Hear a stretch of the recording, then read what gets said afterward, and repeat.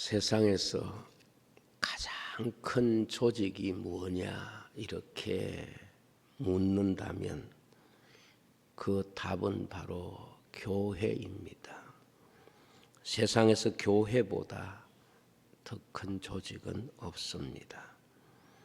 지상에 있는 모든 교회는 서로 다른 이름으로 이 지구촌 곳곳에 세워져 있지만은 본질적으로는 하나의 주님의 몸이고 하나의 교회입니다.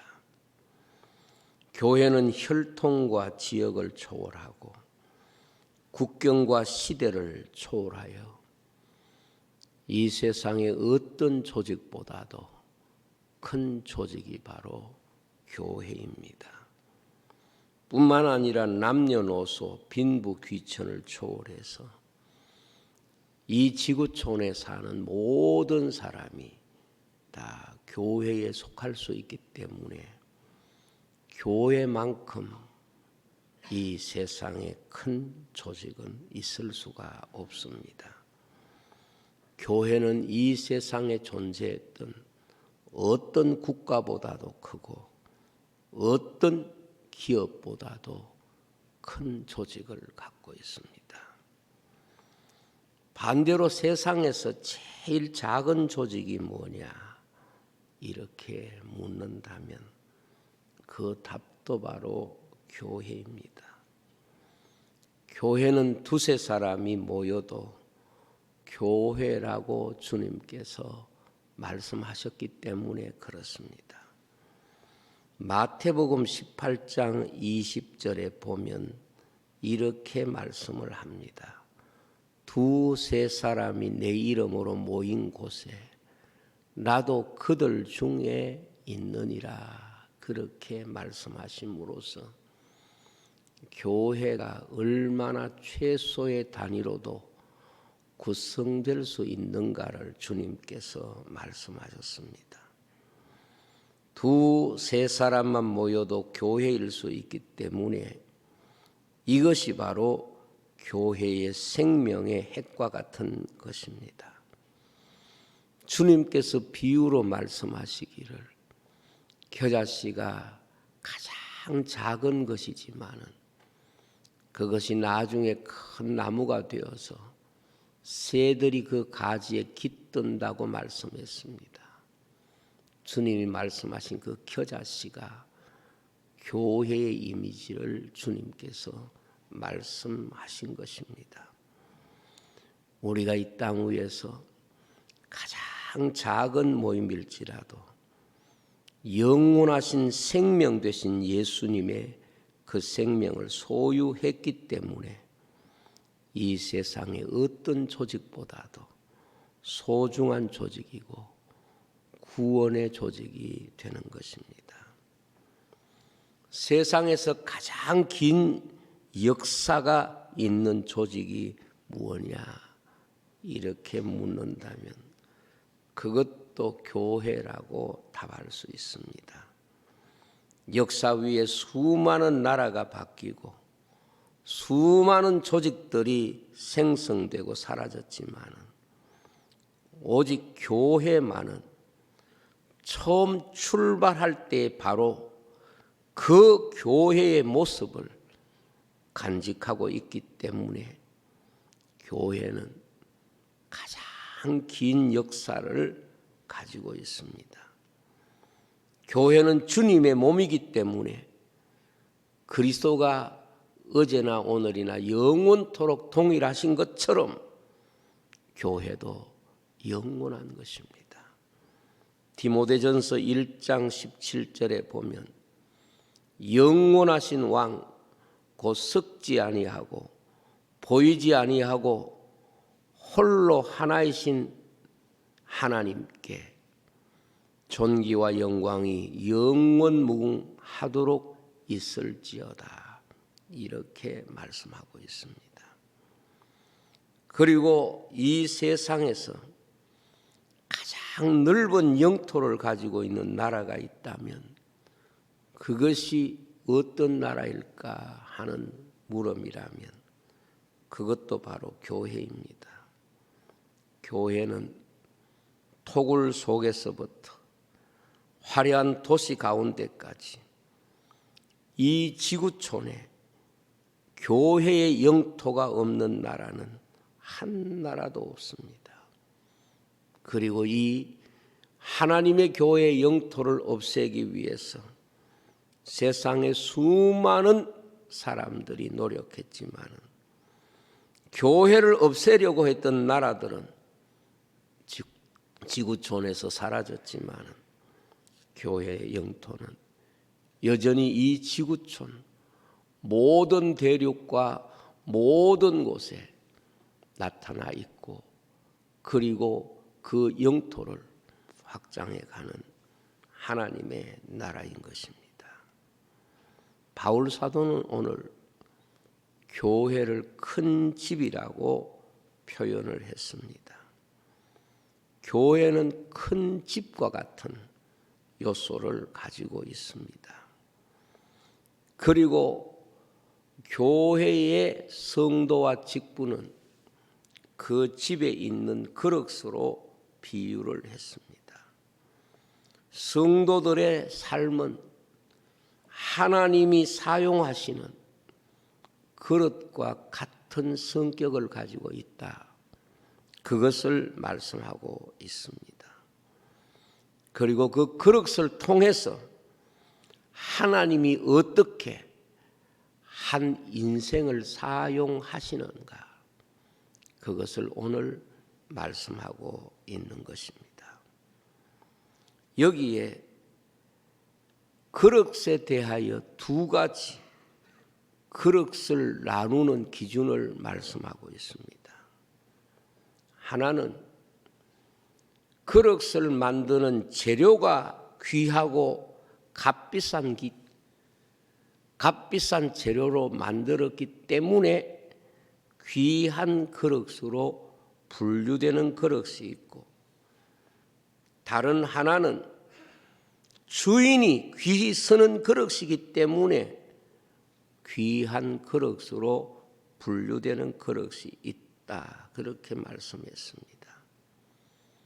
다시 말하면 그릇 재료에 의해서 결정되는 그릇의 가격이 그 그릇의 가치를 설명하는 그릇이 있고, 그릇의 재료는 귀하지 않지만은 주인이 가장 필요로 하고 주인이 가장 많이 쓰는 주인의 필요에 소중하기 때문에 귀한 그릇으로 취급받는 그릇이 있다. 이렇게 말씀하고 있습니다.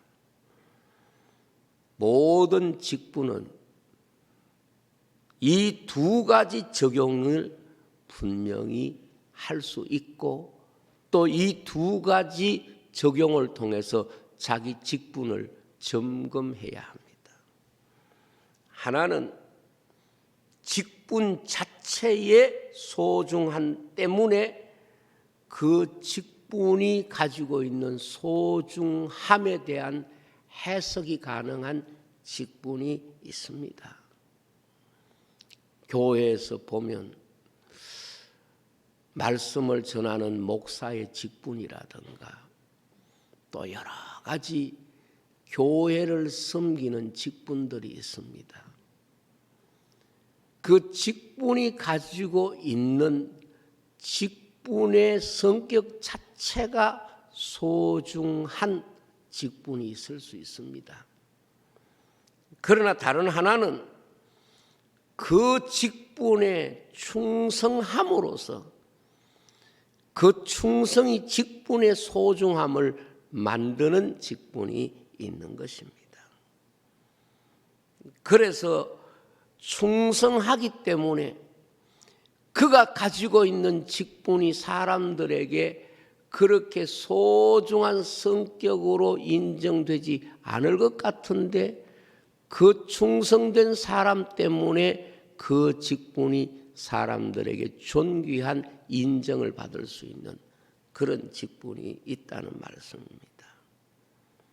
다시 말하면 주인이 사용하지는 않지만은 그릇 자체가 가지고 있는 가격 때문에 비싼 그릇이 있고, 주인이 아주 요긴하고 편하게 서기 때문에 그 그릇이 가치 있는 그릇이 있을 수 있다는 것을 오늘 말씀에서 그릇을 나누고 비유하고 이 직분을 우리에게 설명하는데 사용하고 있는 말씀입니다. 여러분, 평안할 때는 재료가 귀한 그릇이 굉장히 소중한 생각을 할 수 있고 그렇게 소중히 취급을 받을 수가 있습니다. 그러나 어려움이 오면 재료가 귀한 그릇을 제일 먼저 팝니다. 그리고 내가 일상에서 항상 사용하는 그릇은 내가 결코 내게서 내려놓지 않는 것이지요. 그릇의 재료가 가격을 결정하는 그릇이 있을 수 있습니다. 오늘 말씀에 보면 금으로 만든 그릇도 있고 은으로 만든 그릇도 있고 나무로 만든 그릇도 있고 질그릇도 있다고 말씀을 했습니다. 그릇의 재료가 그릇 자체의 가치를 가지고 있기 때문에 이 그릇은 용도 때문이 아니라 재료 때문에 귀한 그릇으로 인정을 받는 거지요. 그릇의 재료는 그 그릇의 용도를 결정하는데 중요한 역할을 하는 것으로 말씀하고 있습니다. 그래서 오늘 말씀에도 귀히 쓰는 그릇도 있고 천히 쓰는 그릇도 있다고 말씀을 하고 있습니다. 그러나 하나님께서 쓰실 때에는 금으로 만든 귀한 그릇이라고 할지라도 그것이 별로 쓰여지지 않을 수도 있고 천히 쓰는 그릇이라고 할지라도 하나님 보실 때 귀하게 쓰여질 수 있다는 것을 우리에게 가르치기 위해서 이 두 그릇을 비유하고 있는 것입니다. 교회에서 봉사하는 직분도 마찬가지입니다. 분명히 사람들이 생각하는 외적 조건이 있습니다. 그리고 교회는 큰 집처럼 많은 직분들이 있습니다. 교회 직분은 그 자체로 소중한 것입니다. 왜냐하면 교회에 있는 그릇은 목적 자체가 소중하기 때문에 귀히 쓰는 그릇이라고 말씀할 수가 있습니다. 참으로 교회 직분은 금보다 귀한 직분일 수 있고, 그러나 또 누구든지 하나님 앞에 오면 쓰임 받을 수 있기 때문에 우리 자신의 배경과 신분 그리고 우리 자신의 능력, 이것이 교회가 가지고 있는 그릇의 의미를 해석하는 주제는 아니라는 것을 우리에게 보여주는 것입니다. 정말 그릇을 소중하게 만드는 것은 직분의 이름에 있는 것이 아니라 그릇이 불려지는 그 이름 때문에 소중한 것이 아니라 하나님이 그 사람을 쓰고 있기 때문에 그 직분이 소중한 것입니다. 하나님이 그를 통하여 일하시기 때문에 소중한 것입니다. 그러므로 사람이 보는 직분의 이름과 하나님이 보시는 직분의 성격은 다른 것입니다. 사람이 볼 때는 그 직분의 이름이 그 사람의 신분이지만 하나님이 보실 때는 충성이 그 직분의 얼굴이 되는 것입니다.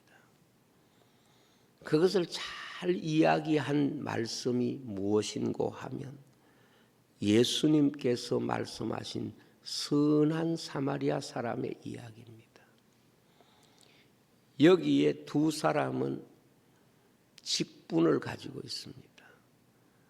한 사람은 가장 귀한 직분인 제사장 직분을 가지고 있고, 다른 한 사람은 교회를 섬기는 직분인 레위 사람이었습니다.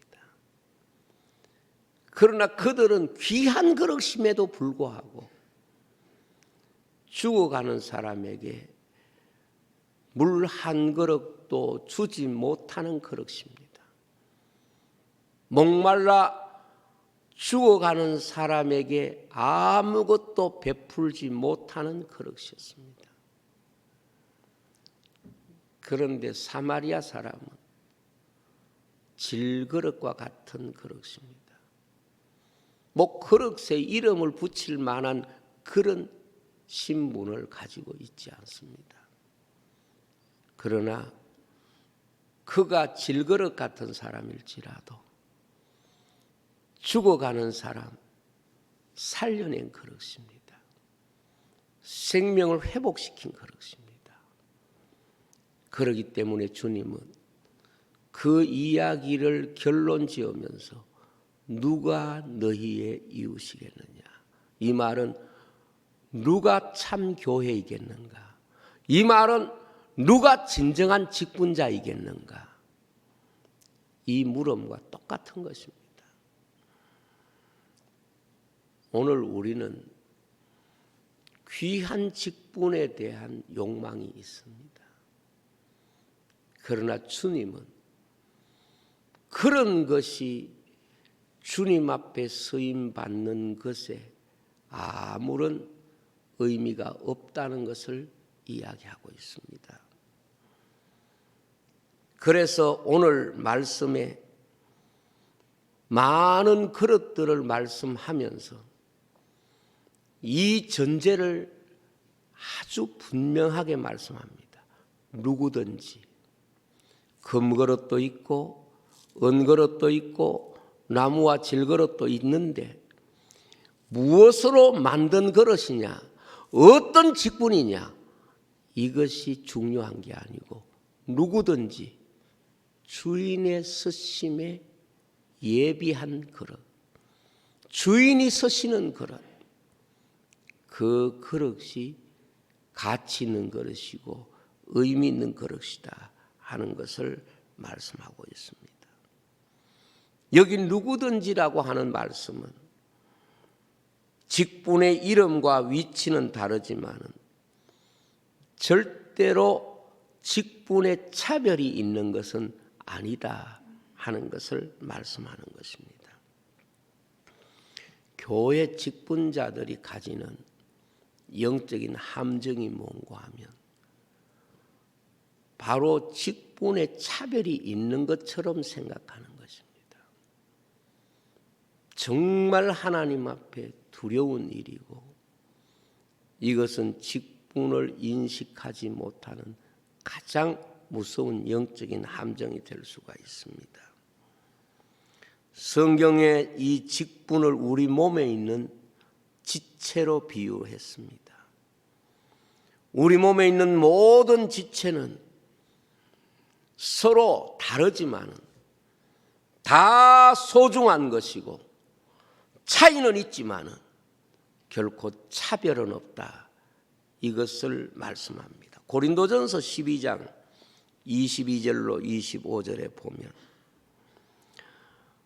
더 약하게 보이는 몸의 지체가 도리어 요긴하고 몸에 덜 귀히 여기는 그것들을 더욱 귀한 것으로 입혀주며 아름답지 못한 지체는 더욱 아름다운 것을 얻느니라.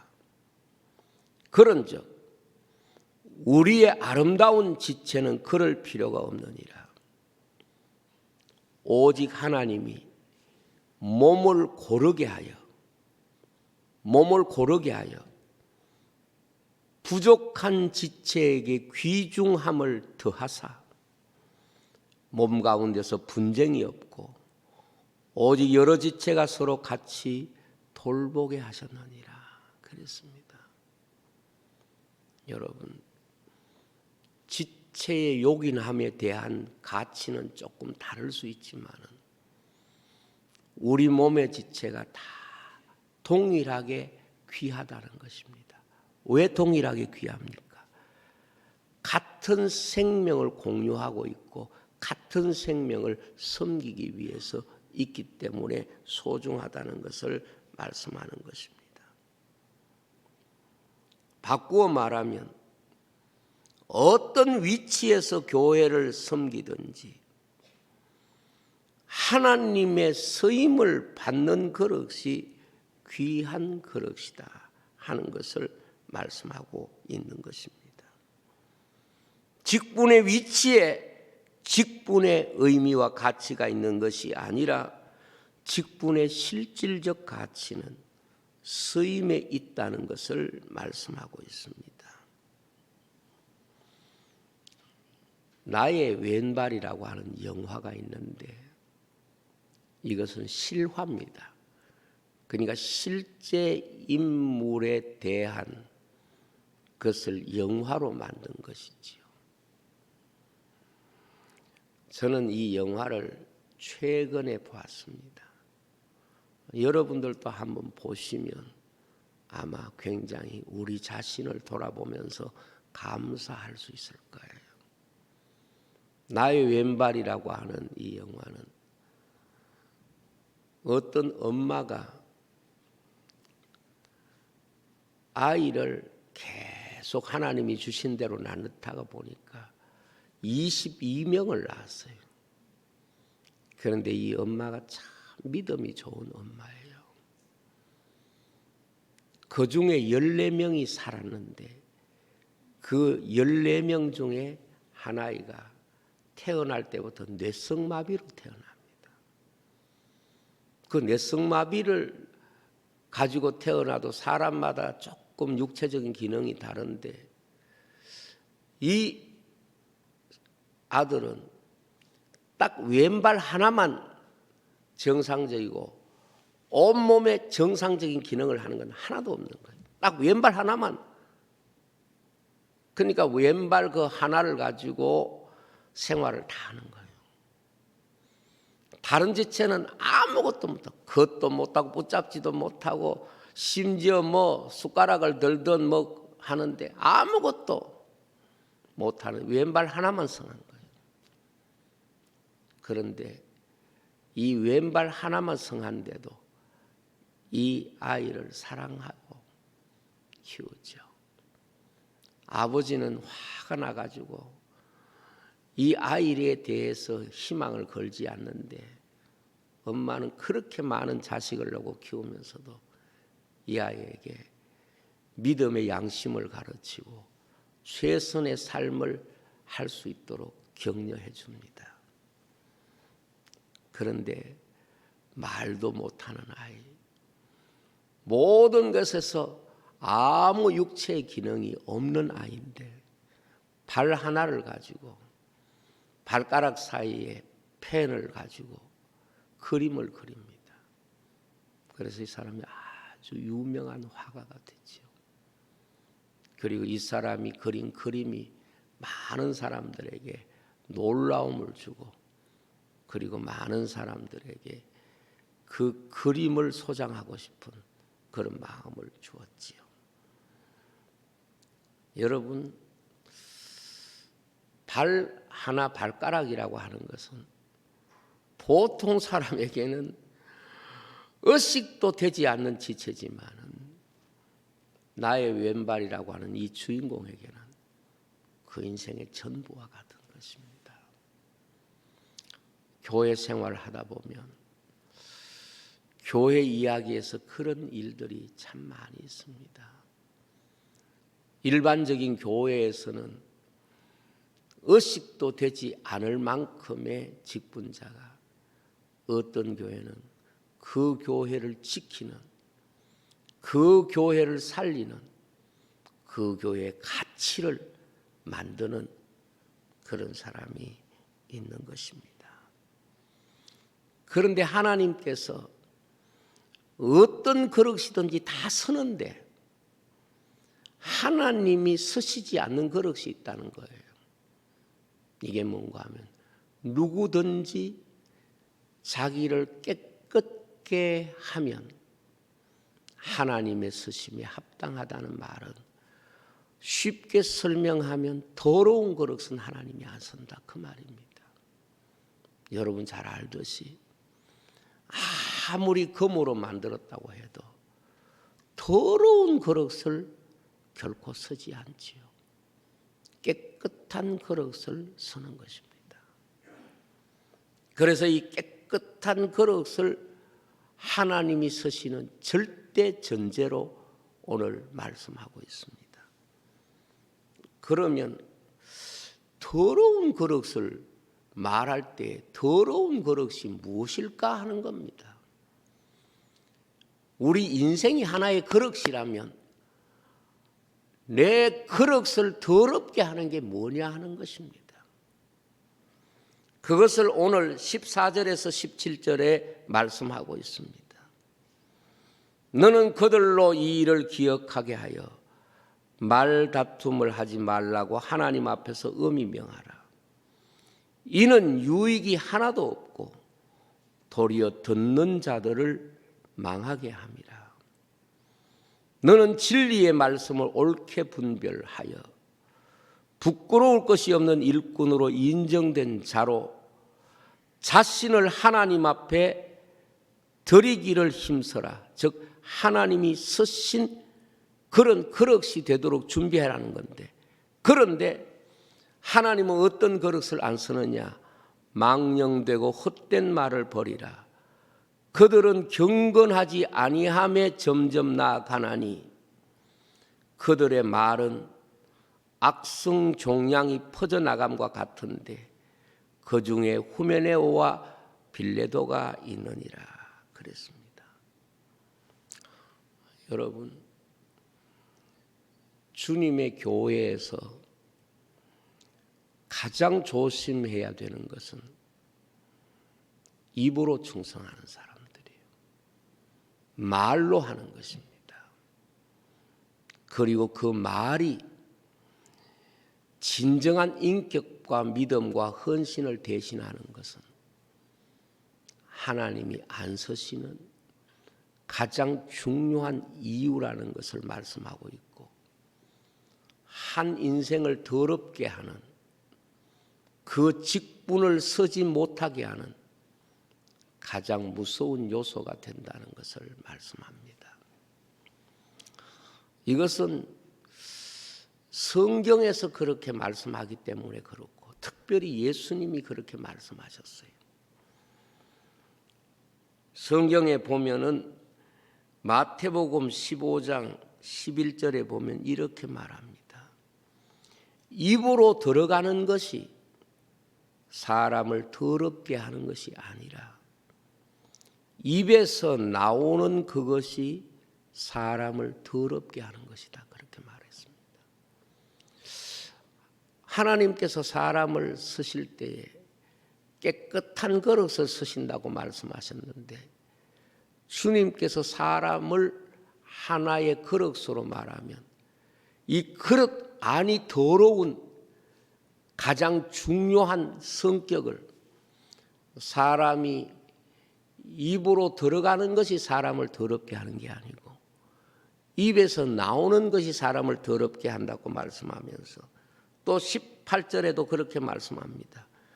사람의 입에서 나오는 것들이 마음에서 나오나니 이것이야말로 사람을 더럽게 하느니라. 그렇게 말씀합니다. 마가복음 7장 15절에서 18절도 마찬가지입니다.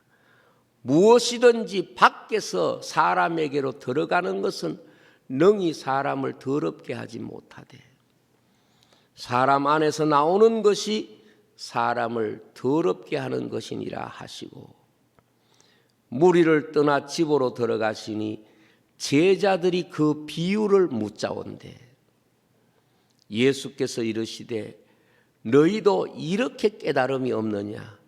무엇이든지 밖에서 들어가는 것이 능히 사람을 더럽게 하지 못함을 알지 못하느냐? 이렇게 말씀을 하셨습니다.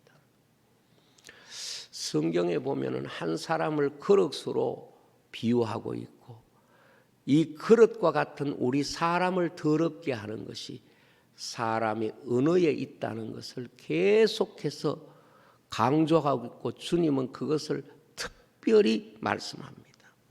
그래서 23절에도 그렇게 말씀합니다. 이 모든 악한 것이 다 속에서 나와서 사람을 더럽게 하느니라 그랬습니다. 그래서 교회는 말이지요. 무엇보다도 감사하는 말을 해야 돼요. 그리고 하나님 앞에 긍정적인 말을 해야 돼요. 하나님 앞에 믿음의 말을 해야 되는 것입니다. 이것이 그 사람이 깨끗하다 하는 아주 중요한 근거가 된다는 것을 말씀하고 있는 것입니다. 그래서 금으로 만들었던 은으로 만들었던 나무로 만들었던 질그릇으로 만들었던 주님이 서시는 그릇은 깨끗한 그릇이고 이것을 적극적으로 표현하면 더러운 그릇은 안 쓴다는 것입니다. 그 사람이 하나의 그릇이라고 하면 무엇이 사람을 더럽게 하느냐 말이라는 것. 저는 그것 중에 가장 대표적인 것이 바로 12점 탐꾼의 이야기라고 생각합니다. 똑같이 보고 왔지요. 그런데 열정 탐꾼은 이스라엘 백성들에게 믿음 없는 말을 하잖아요. 그러니까 이스라엘 백성들이 그 말을 듣고 다 죽은 거예요. 광야에서 멸망했다. 성경이 그렇게 말합니다. 여호수아와 갈렙이 믿음의 말을 했지요. 그러니까 하나님께서 갈렙에 대하여 이렇게까지 말합니다. 갈렙은 온전히 나를 쫓아선죠. 즉 갈렙이 충성했다는 것이고 갈렙이 하나님이 사용했던 그릇이라는 것을 우리에게 말씀하는 것입니다. 여러분들이 교회 생활을 하면서 실질적으로 교회 일이라고 하는 것은 이런저런 봉사하는 거지만은 딱 요약하면은 우리의 입술의 열매를 받으시는 하나님이신 것이죠. 우리의 입술은 신앙을 고백함으로 하나님 나라의 거룩한 백성으로 들어가게 되는 문이 되기도 하지만은 그러나 우리의 입술로 하나님을 대적하고 우리 자신을 더럽게 하여 하나님이 받으시지 못하게 하는 사람이 될 수도 있다는 것을 말씀하는 것입니다. 여러분, 사람이라고 하는 이 생명 존재가 하나의 그릇이라면 그 속에 담겨 있는 생각이 바로 그릇 속에 들어있는 음식과 같은 것이고 그것이 사람들에게 나타나는 것이 바로 사람의 언어라고 주님께서 오늘 정의하고 말씀해 주신 겁니다. 그러므로 저는 가장 큰 충성도 우리가 하나님 앞에 입술로 영광을 돌리는 것이고 가장 큰 죄악도 입술로 짓는 죄가 되는 것입니다. 예수님은 생명의 말씀으로 우리를 구원하셨고 마귀는 거짓으로 우리를 멸망의 자리로 이끌어가는 것이잖아요. 하나님께서 여러분들에게 귀한 직분을 주셨을 때 내가 어떻게 하면 충성하지? 쉽습니다. 하나님께 영광 돌리고 하나님께 감사하고 우리가 충성하는 자들을 격려하고 이것이 바로 하나님 앞에 충성이 되는 것입니다. 광야 교회가 하나의 몸이라고 하면 그릇이라고 하면 왜 광야 이스라엘 백성이 죽었느냐? 성경에 그렇게 돼 있어. 원망하다가 정말해서 그들의 원망이 부패한 음식 같아가지고 독약 같아서 그들을 광야에서 다 죽게 한 것입니다. 오늘 말씀을 마칩니다. 우리는 그렇습니다. 하나님 앞에서 정말 쓰임받는 그릇이 되려고 하면 하나님 앞에 믿음으로 고백하고 감사하고 우리 하나님께 영광을 돌리는 귀한 직분자들이 되시기를 주의 이름으로 축복을 드립니다. 기도하겠습니다. 아버지 하나님 감사합니다. 욥과 같은 사람은 다 무너져도 자신의 마음의 깨끗함을 지켰습니다. 감사함으로 하나님께 영광 돌림으로 하나님이 그의 삶에 다시 채우시고 은혜와 복으로 채우신 것을 압니다. 우리로 하여금 아버지 앞에 충성할 수 있도록 은혜를 더하여 주옵소서. 예수님 이름으로 기도하옵나이다.